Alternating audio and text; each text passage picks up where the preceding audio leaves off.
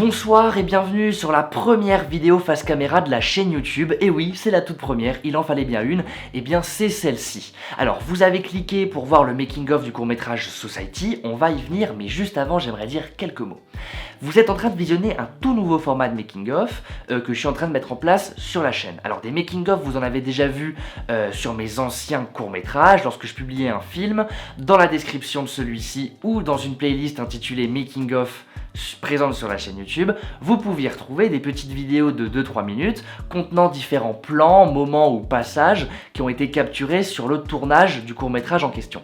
Alors ces films, ces making-of, ils vous plaisent, j'ai beaucoup de retours positifs dessus, cependant, moi je reste un petit peu sur ma faim parce que parfois j'aimerais bien un petit peu vous expliquer les choix que j'ai faits, pourquoi je les ai faits, quelles incidences ça a, j'avais envie d'aller un petit peu plus loin dans l'analyse et vous expliquer un petit peu les différentes étapes de création de mes courts-métrages. C'est ce que je fais actuellement, on lance un petit format un petit peu plus long, j'espère que ça vous plaira et que surtout ça vous intéressera et que ça réponde à vos questions. Mais alors l'histoire de Society c'est quoi? Qu'est-ce qui se passe concrètement? L'histoire de Society elle est assez simple. C'est un homme complètement nu qui se réveille au milieu d'un champ avec aucun repère. Il sait pas où il est, il sait pas ce qu'il fait là. Et puis il va apprendre que cette apparition au milieu d'un champ, en réalité c'est sa naissance, qui vient de naître et qu'il est en train d'intégrer une société. Si on prend du recul, c'est quand même assez étrange et en fait, c'est quand même assez proche de notre société à nous. Alors l'idée de ce film, elle m'est venue assez naturellement. Alors comme de nombreuses personnes cet été, je regardais les Jeux Olympiques et notamment la cérémonie d'ouverture. Et lors de la prestation de l'artiste Philippe Catherine, qui est un artiste que j'admire beaucoup, quand je l'ai vu apparaître sur mon écran, interpréter son nouveau titre intitulé « Nu », j'ai trouvé ça génial. Et je trouve que Philippe Catherine, c'est un artiste très décalé, mais qui a des paroles toujours assez profondes et très poétiques. Sur cette chanson, il aborde le thème de la nudité. Et moi, c'est un thème que j'aime beaucoup parce que le concept de la nudité, je le trouve très intéressant, je le trouve très beau et surtout je le trouve très poétique. Et donc quand j'entends les paroles de Philippe Catherine, je me dis, ça me parle, j'ai envie de faire quelque chose à partir de ça. Donc je construis le film dans ma tête à partir d'une musique. Moi, quand je construis un film, je fais globalement toujours la même chose, c'est-à-dire que je sélectionne une musique et quand j'ai trouvé la musique qui me plaît, j'écris dessus, j'imagine mes plans dessus, je fais tout à partir de ça. Donc une fois que j'ai sélectionné ma musique, on est à 10 jours du tournage, j'ai à peu près tout dans ma tête mais j'ai rien d'écrit, j'ai pas encore mes dialogues. Même si le film est construit, j'ai encore rien de concret sur du papier. Donc je suis en vacances, je rentre de vacances, j'ai un trajet d'à peu près 7-8 heures. Qu'est-ce que je fais?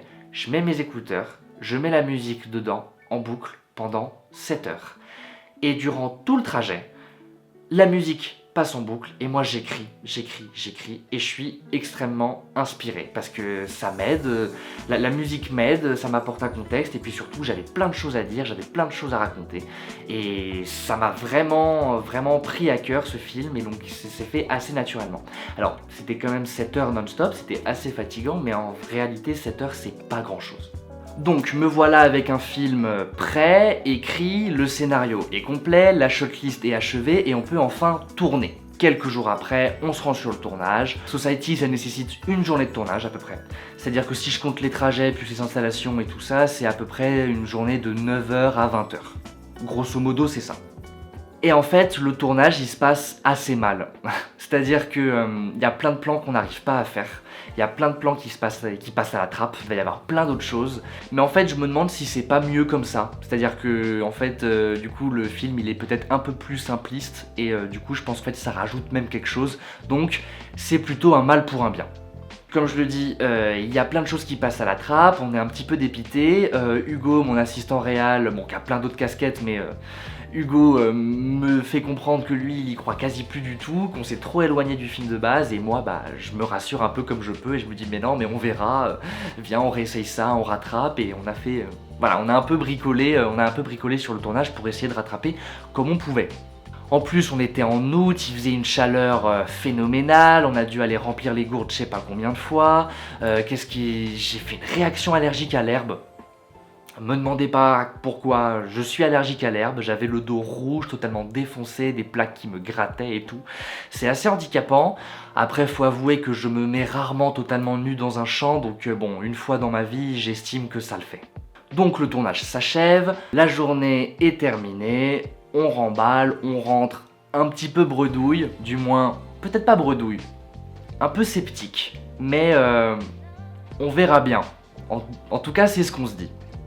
Et puis il se passe un petit temps sans que moi je retouche au film, parce qu'en fait on a tourné ce film, mais en parallèle on a tourné plein d'autres films cette semaine. En fait on a condensé les différents tournages sur à peu près 8 jours, donc c'est un film parmi d'autres, et c'est pas le premier sur lequel je travaille une fois la semaine de tournage achevée. Je vais travailler sur un ou d'autres films, et celui-là bah il est un peu mis de côté. Finalement, quelques semaines après, j'y reviens, il se passe plein de choses dans l'actualité et je me dis, bah, en vrai, ça peut être sympa de le sortir prochainement. Après, je reviens un peu sur mes mots, je me dis, mais en fait, vu ce que je dénonce dans le film, il n'y a pas vraiment de date conseillée. N'importe quand je vais le diffuser, ce sera d'actualité, parce que j'ai pas l'impression qu'on avance dans le bon sens. Donc je ralentis un petit peu, et puis en fait, en me penchant sur le film, bah, j'ai envie de le finir, j'ai envie de le concrétiser, j'ai envie de voir enfin le résultat. Et donc finalement, eh ben, je vais passer plusieurs jours non-stop à le monter et à essayer de le construire tout simplement. Et là, je suis assez étonné, parce que je l'aime bien, et je me dis, mais comment j'arrive à ce résultat alors que le tournage était si catastrophique ? Alors je l'ai montré un petit peu à quelques membres de mon entourage et le film il plaît. Le film plaît beaucoup, ça touche les gens et nombreux sont les retours qui me disent que c'est mon meilleur film. Alors je suis très touché, je suis hyper content et en y réfléchissant, bah c'est un peu dur de classer mes films, mais c'est peut-être mon préféré. Peut-être pas en termes d'histoire, mais peut-être en termes de rendu, bah je le kiffe ce film. Alors maintenant, si je vous parle un petit peu du rendu. Alors, vous l'avez vu sur YouTube, moi, Society, il y a une partie dont je suis très fier, c'est que bah, je me suis inspiré de beaucoup d'œuvres et j'ai essayé, enfin il y a plein de références dans ce film. J'adore caler des références et également m'inspirer d'autres œuvres pour créer les miennes. Alors que ce soit de manière consciente ou non, on s'inspire toujours d'autres œuvres. Des fois, comme je le dis, c'est conscientisé, des fois pas du tout. Parce que quand on crée une image, quand on conçoit une image, et ben...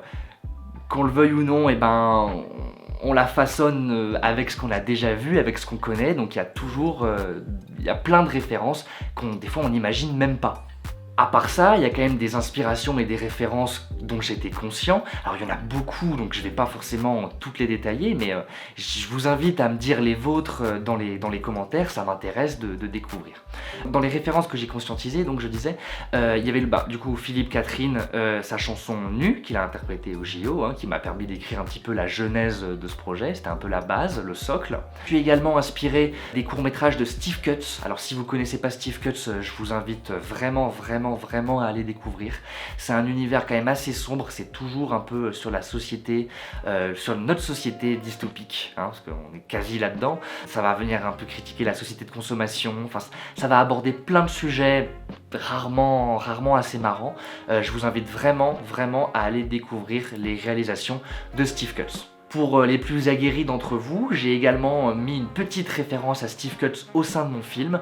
J'ai appelé mon personnage Stéphane Coupez, la version francisée de Steve Cutts tout simplement. Moi, il me fallait un nom, j'ai voulu mettre cette petite référence, j'étais conquis. Alors ça c'est aussi un petit peu marrant, je me suis inspiré d'un clip de Little Big. Alors si vous connaissez pas Little Big, bon c'est encore très décalé, je vous présente beaucoup d'artistes décalés aujourd'hui. Bon, c'est quand même assez connu Little Big, mais ils ont fait un clip, alors j'ai plus le nom, je sais pas s'ils l'avaient appelé My Generation comme c'est dit dans les paroles, mais je vous mettrai des extraits et le titre de la musique tout simplement. Mais ils avaient fait un clip au moment du début de la guerre en Ukraine pour un petit peu dénoncer et exprimer leur vision des choses, un petit peu de la politique ou du monde un petit peu actuel, et c'est un clip très intéressant qui montre des choses pas forcément drôles, même pas du tout, et faut avouer que c'était aussi quand même une référence pour Society. Vous avez dû vous en rendre compte, Le film n'est pas filmé à l'horizontale, on n'est pas sur un format 16/9, on est sur un format presque carré. C'est pas carré, c'est ce qu'on appelle un format 4/3. Alors le format 4/3, il est assez intéressant, je vais pas développer sur ce qu'est concrètement le 4/3, d'où il vient, je vais vous parler de l'utilisation ce pourquoi je l'ai choisi moi. Alors, le 4/3, même si on s'en rend pas compte, il raconte plusieurs choses inconsciemment.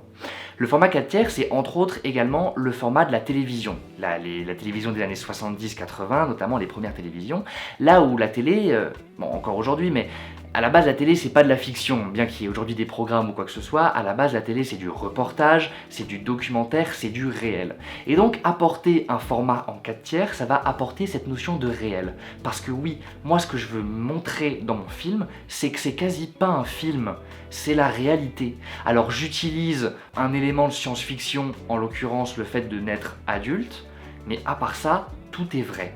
Et c'est ça que je voulais raconter dans mon film, c'est que c'est vrai. Et j'ai essayé d'un peu casser ces codes du cinéma. Le début de mon film, eh ben, j'avais envie que ça fasse presque un documentaire. Et même le film dans la globalité, mais particulièrement le début. Et donc c'était intéressant parce que là le film débute, on n'a pas de repère d'espace, on sait pas où on est, on n'a pas de repère de temps, on sait pas quand est-ce que ça se passe. On est autant paumé que le personnage. Il y a quasi pas de cut, l'action se déroule en même temps qu'on la visionne, il n'y a pas d'accélération, il n'y a pas de ralenti, il n'y a rien. On vit les choses comme le personnage. Et c'est exactement ça que je voulais transmettre. Je voulais que le spectateur puisse s'identifier au personnage. Et au fur et à mesure, on va commencer à avoir un contexte, on va avoir des réponses à nos questions. Et à partir de ce moment-là, quand la musique commence, eh ben, bien qu'on montre des choses très réelles, c'est là qu'il y a vraiment cette notion de fiction qui débute réellement, parce que on va se séparer un peu de ce personnage. On va se séparer de ce personnage, pourquoi?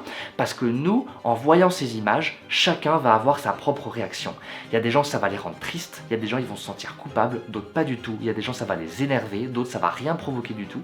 Et c'est là la différence avec notre personnage, parce que notre personnage, il n'a pas à se sentir coupable ou quoi que ce soit, il a rien demandé, il n'est pas du tout responsable de ça, contrairement à nous, malheureusement. Ensuite, le film continue, vous l'avez vu, je vous apprends rien, et puis il se termine quand même sur une fin assez brutale, assez violente. Et ce qui est assez intéressant, donc je ne vais pas revenir sur les paroles des chasseurs, je pense que vous avez très bien cerné le message, mais ce qui est assez intéressant, c'est que notre personnage, il ne se fait pas abattre par la secrétaire, par la société, mais par les membres directement de la société, qui ne se rendent même pas compte qu'ils sont en train d'abattre leurs confrères.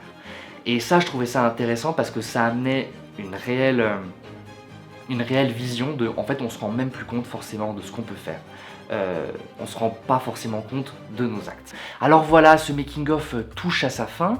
Il y a encore plein d'autres choses à dire, mais on va s'arrêter là pour cette fois. J'espère avoir répondu à vos questions. J'avais effectué une story sur mon compte Instagram pour que vous puissiez me faire part de vos retours, de vos questions tout simplement, afin que je puisse y répondre. J'espère que vous avez été satisfait de mes réponses. Donc voilà, je vous remercie pour votre visionnage, et puis on se dit à très bientôt pour de nouveaux courts-métrages. Restez à l'affût, ça arrive très prochainement.